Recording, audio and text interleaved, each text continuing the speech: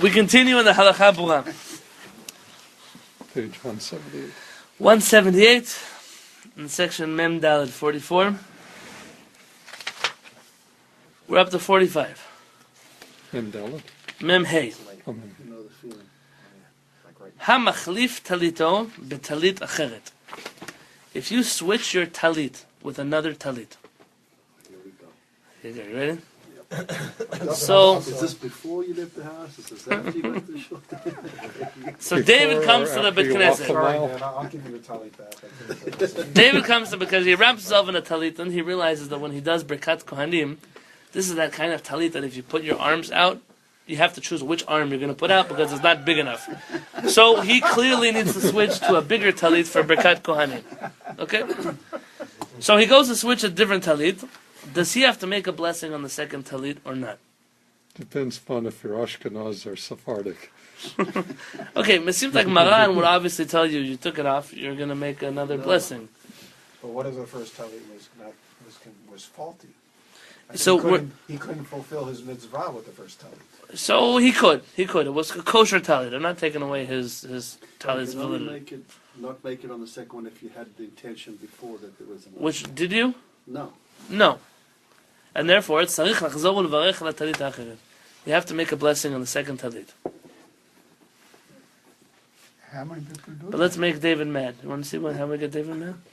Vafilu im b'sha'ah shepashat talit harishona.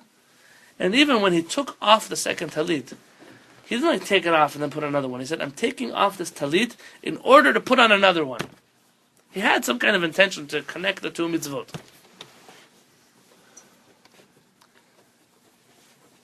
It's still, he has to make a second blessing. That's one opinion. V'chen im pashat talit katan ma'alav. And if you took off your small tzitzit, umtatef betalit katan acher shesh bo shiur bracha, and you wrap yourself in another small tzitzit that's big enough, obviously, to make a bracha, and has to be a kosher small tzitzit. When you switch between the two, you have to make a blessing.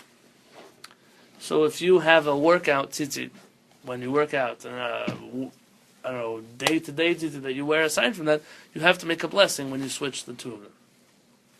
Can you use two small talit to make one? A very good question. We're going to get into those halachot.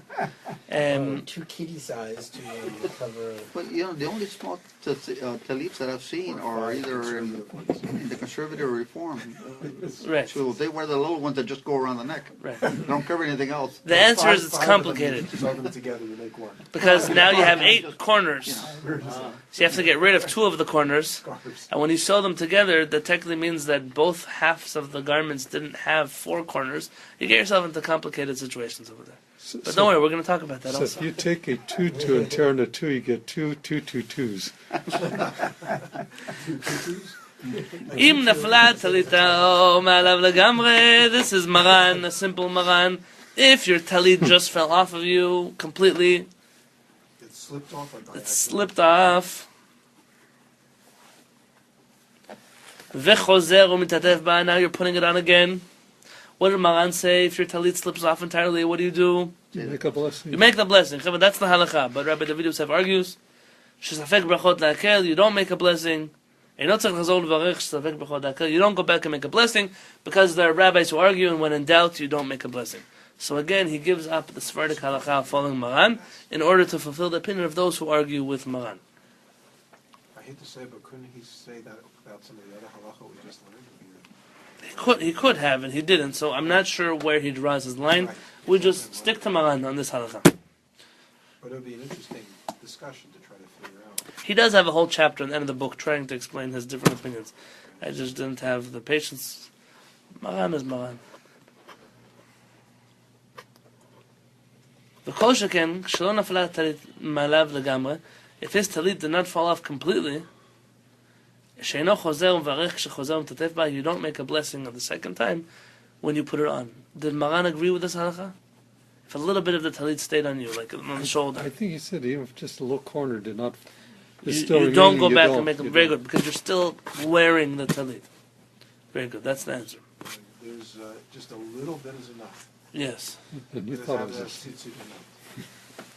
doesn't make a difference as long as it's part of the garment of the talit. So you're switching from one to the other? No, you're not switching. You're in the middle of Shemona Esrei and your I see, talit okay. falls to the ground. Got it.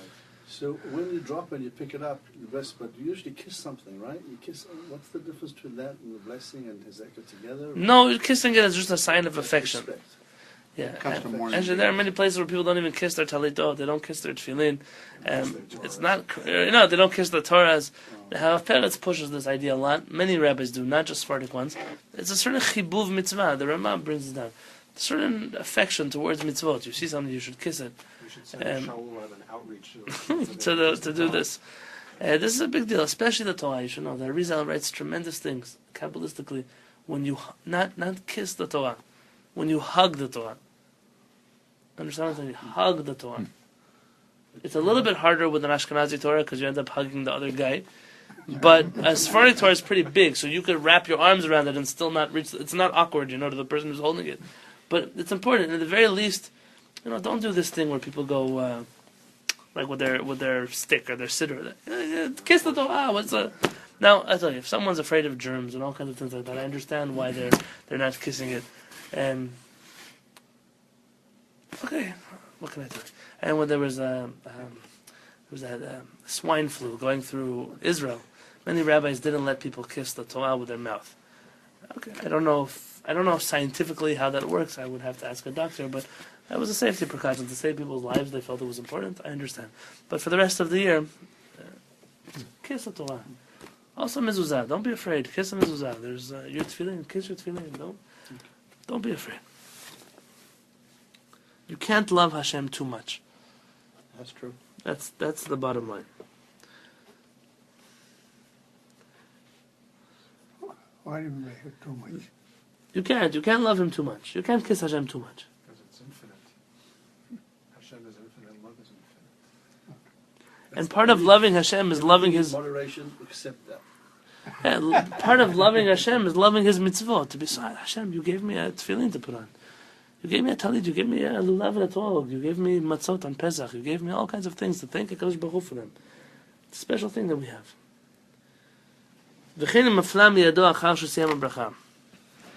Interesting question. What if you're holding up your talit to make the blessing? Right? You're holding it right to make the blessing, or maybe some of you hold it behind you to make the blessing. Wherever you're holding it, you're making your blessing, and then it falls out of your hands. Do you have to make a blessing again when you pick it up and put it on immediately? Why? Because it hit the floor. Interruption. What does it have to do with the blessing? I don't know. It hits the floor. You at another level. You've dropped below chesed, and it's time to get back. So you have to take it back up. Not in your possession anymore. It's on the floor. Anybody argue? You can argue with David or Ro. They're big guys. They can handle Is it. the floor considered unholy? You wouldn't put your talit on the floor in the first place. It fell. It's not Different people used to do the pitu on the floor. You're right. That's a whole other thing. That's all I had to think. You know, I learned that, like, for example, when you There was a two when you're mile before. wrapping to fill in, that it's fine for the straps to touch the floor. Because well, it's kind of halachot here. We're going to get to the laws of those We things when we talked get. earlier that if you dropped the talit when you would change to the other, you had to do another bless anyway. So you Not because of. That's when you drop the talit. You made the blessing, you wore it, and then it fell.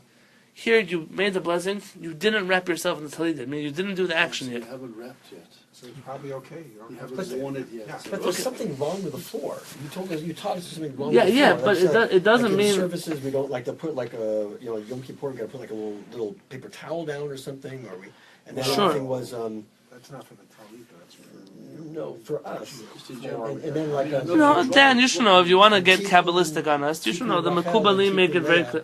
Good. Say what you're going to say. Tikkun Rachel and Tikkun Leah, you say those Kabbalistic prayers. We learned here that Tikkun Rachel is more important than all the other prayers, and you can't Say. sit on the floor. Why not? Do you remember? It's very good. Why not? Couldn't sit on the floor. The floor is considered Unholy. has ruach ra'ah. Yeah. The unclean spirit is in the floor, even theory. in the earth, of course. Some are leaning to buy a carpet, so, a second floor. I don't know, whatever you want to get into. But for example, when you go to the beach and you want to sit in the sand, according to the Mekubalim, you have to put a towel down. If you want to General walk, or to pray. no, ever, just we the Jews don't sit on the ground unless there's something interrupting between them. But there was, we were at your house for something, You and we had to sit on the floor. That was for Tisha B'Av, and we always sat on a pillow or a towel or something. Now, someone might say some will say maybe your pants count as an interruption. Everyone's going to come up with an answer for this. The basic thing is when a person walks barefoot. There's those people who walk barefoot. You can't walk in the real earth or grass or a sand barefoot. It's not supposed. According to Kabbalah, halakha, this thing doesn't exist. But you're asking Kabbalah. Wait, you're not allowed to walk barefoot? On the earth. On plain ground, on dirt. Yes. Or grass or... This is all according to Kabbalah. I can't tell you halakha that you can't. So you But go swimming with your shoes on? no. Jews don't tiptoe to the tulips. But this idea. Sorry, Sam. I grew up running cross country. I used to tiptoe around. So obviously, many of us were not mekubalim when we were 5 years old. It's okay. This is the idea that I was just trying to back up both David and Dan's idea. The floor maybe has some kind of impurity. Yes or no? According to halakha, it's not enough to warrant making a new blessing Sometimes, because you still did not put on the talit yet. sometimes they break the glass all over the place. At a wedding. No, Oh, just in general, it's dangerous. Okay. Okay. All glass are broken. But you should have the way. There was a story after the wedding. You asked about the dropping of the talit. Somebody asked Rabbi Shlomo Aviner a question. He said, Rabbi, we were under the chuppah, and my groom, he was giving me the ring, and he dropped the ring. And we had to look for it, and people said you shouldn't get married. It's a sign from heaven that you drop the ring. It's bad luck. And Rabbi Aviner says, no, that just shows, the only thing the dropping the ring shows was that he was so excited to get married to you. And sometimes there are people that are looking for it. There's a big fight between the Hasidic rabbi and the Mitnaged rabbi. There was a lady who used to bake challah every Friday. And every Friday there was a white bird that would come sit on her windowsill and wait for some bread. And every Friday she would see it and she would put out special breadcrumbs just for this bird, a special holy Erev Shabbat bird. She went to the Hasidic rabbi and said, Rabbi, this bird, what does it mean? And, oh, white, it's another soul from a different world. Maybe it didn't eat challah on its Friday night table, so it came to eat challah every Friday by you until it eats enough challah to make up for previous lives. Oh, whatever story. Okay. One day, the bird disappeared. And she goes to the Rebbe, and the Rebbe says, oh, it's a very severe thing. Maybe you did an avirah, something that you offended the bird. Maybe the soul, you don't deserve to come back to you. And so she didn't know what to do. She was walking home. She met the Mitnaged rabbi, the non-Hasidic rabbi. She tells him the story. Rabbi, the bird didn't go away. She was thinking about it. He says, now is the winter. He says, do you close your window in your kitchen when you bake? Of course, it's freezing cold out there. That's why the bird doesn't come. So the bird only comes to eat some bread. He smelled the bread. He wanted to have some. Now it's the winter. You close the window. The bird doesn't come anymore. And the miracle happened that she opened up the window and the bird came back. And that was everything in life. They asked once a big rabbi, is this a sign from Hashem? He said, everything in the world is a sign from Hashem. But you are not licensed to interpret the signs from Hashem. I'm sure everything is a sign, but don't break your head and keep doing what's correct and what's right. So here, the talit fell. He says, you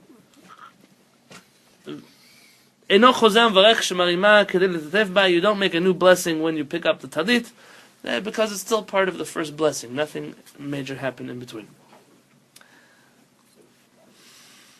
So if I go out with Zev or your dad to wash the hands before the blessing, and I put the talit on the chair, am I supposed to put another blessing when I come back in and put it on again? Yes. And the same blessing of tzitzit, or the one that I say when I go up there? No, the blessing of lehitatef b'tzitzit. Tzitzit. Then that one. Yes. Very good. That's a good question. That's the one. The next halakha is interesting. What if you're one of those people who sleeps in their tzitzit? Anybody here sleep in their tzitzit? In their small, yeah. Maybe they have a special talit blanket that people are sleeping in, but some people sleep with their tzitzit. Especially in Hasidic and Kabbalistic circles, so like the Kabbalistic Sfaradim and the Kabbalistic Ashkenazim sleep in their tzitziot. Halan betalito balayla, somebody who slept in his tzitzit at night. Nechleku rabotenu harishonim im tzarich levarech b'boker. Our rabbis are in an argument over whether you make a blessing in the morning. V'dat Maran b'Shulchan Aruch. Maran in the Shulchan Aruch, what is his opinion? We learned it on top of the page. כדעת האומרים שצריך לברך עליה בבוקר. Their opinion is, Maran's opinion is like those who say you have to make a new blessing in the morning. So at nighttime, tzitzit are not a mitzvah anyway. So we have to look So you into have his to logic. What is Maran's reasoning here? But you see, Maran very often is making you make blessings on a talit. It seems like there's a certain level of kavanah you have to have when you're doing a mitzvah that Maran is very insistent that you have. And anything that you do that will remove that kavanah from the mitzvah, you have to make a blessing again. You're starting over again. Umikol makom. In any case, li'inyan halacha. The rule in halacha is klal gadol bi'adenu. Top of 179. We have a big rule in our hands. Shesafek brachot lehakel. That when you're in doubt as to when you make a blessing, you are lenient. Afilu neged hora'at Maran HaShulchan Aruch. Even against the rulings of Maran HaShulchan Aruch. Again, this is the rule of many Sephardic rabbis, but it is not in line with what we say. We always follow Maran. ולכן הלן בטליתו בלילה, and therefore someone who sleeps in his talit at night, לא יברך על הטלית בבוקר כלל, you should not make a blessing in the morning at all. אפילו אינו עתיד ללבוש טלית אחרת לאחר מכן, even if you have no intention to wear another tzitzit that day.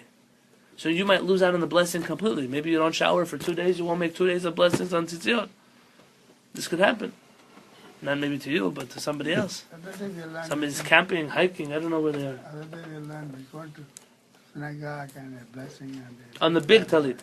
Very good. then they get a So here we must either be talking about a person who slept in his big talit, or he doesn't wear a big talit. Maybe he's an Ashkenazi boy over bar mitzvah, but not married. And then he says in parentheses, "V'linyan im tzarich lishon balayla im hatalit katan." And if you want to know whether or not you should sleep in your talit katan, you're going to see, we're going to talk about it in Siman Chaf Aleph Sif Chet. I'll tell you where that's going to be. That's going to be in page 399. You have ways to go to get the answer to that question. Rabbi Yeah. David wrote how many volumes of this? There's at least 14 that I have. And you have to have a photographic memory He to does. be able to do something. He does. And when I turn off the recording, I'll tell you something. Not yet. God willing, on Monday next week, what we're going to get into is the nitty-gritty details here about why Maran holds sleeping is such a problem. And we're going to discuss the opinion. There are two different opinions about tzitziot. When it says that you have to be able to see your tzitziot, we see from there that a tzitzit is not applicable at nighttime. You're not obligated in tzitzit at night. But there are two different ways to interpret that teaching. One camp says you are obligated in tzitziot at night. You are just, if you're wearing clothing that is nighttime clothing, meaning if you have a four-cornered pajama that you go to bed in, it doesn't have to have tzitzit, because it is a nighttime garment. But if you wear a daytime garment in the nighttime, you must wear tzitziot. And then there's another opinion that says, no, it has nothing to do with the type of garment, but rather with the time of day that it is at. So, if it comes time, the sun's already set, it's already 3 stars out, you don't have to wear tzitzit, you don't wear talit. We seem to err on the side of caution of both these opinions, but we're going to go next week into the two different camps to understand where they go through. The Rambam, Shulchan Aruch, the Gemara, where do they all stand on this issue?